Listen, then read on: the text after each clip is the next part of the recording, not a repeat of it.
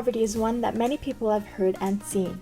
While it used to be something that would be associated with rural towns, dark corners of city, and underdeveloped nations, COVID-19 has now brought that story to the households of many people's neighborhoods. However, this concept of poverty is one that does not impact all equally. The Council of Europe defines poverty as when a person or a household's income and resources are worse than what is thought to be adequate or socially acceptable in the society in which they live. Buhiji et al. 2020. In the same vein, the World Bank definition of poverty revolves around an inability to achieve a minimum standard of living and quantifies extreme poverty as less than $1.90 US a day. Poverty can be viewed both relatively in the terms of the society occurs in and in absolutes as daily wages. Thus, perceptions of what poverty looks like and the impact of COVID-19 on it cannot be completely generalized.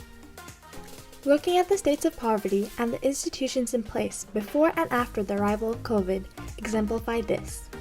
Latin American nations such as Argentina and Brazil were already dealing with political and economical crisis and the effects they had on their poor.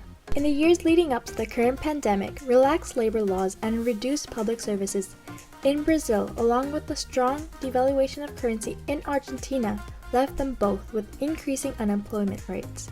In sub-Saharan Africa, the amount of population underneath the international poverty line from 1990 to 2013 increased more than 100 million. In 2017, 22.4% of the population were considered to be in danger of the social exclusion or poverty, Buhiji et al. 2020. In months after the spread of the virus, South American nations emphasized the need to support the large number of poor in their population. A blockade within sub-Saharan Africa to prevent two neighboring countries left street vendors and daily wage earners with no source of income. 4 million people lost their jobs within 2 weeks, but governments introduced measures alongside non-profit organizations in an attempt to aid the most vulnerable. Yet, this does not mean that the developed continents such as Europe are able to mitigate the increase in poverty levels due to COVID.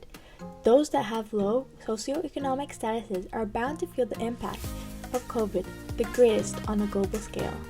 Relative to 2018, one model by the World Institute for Development Economic Research predicts that if per capita incomes per household decreased by 5% due to the pandemic, at least 80 million more people would fall under the extreme $1.90 per day US poverty line. Summary all 2020.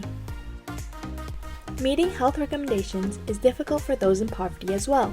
Social distancing is not even feasible when 7% of the people from the poorest 20% of UK households live in overcrowded housing. Patel et al. 2020.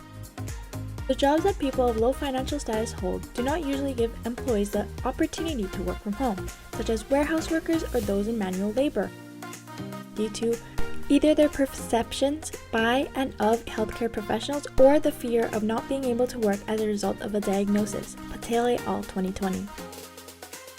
It is clear that the spread of the virus has not only increased the presence of poverty, but also strengthened the barrier that those in it have to break in order to escape. Follow and subscribe and like for more. Also, while you're at it, check out our Vision for Life website and Instagram.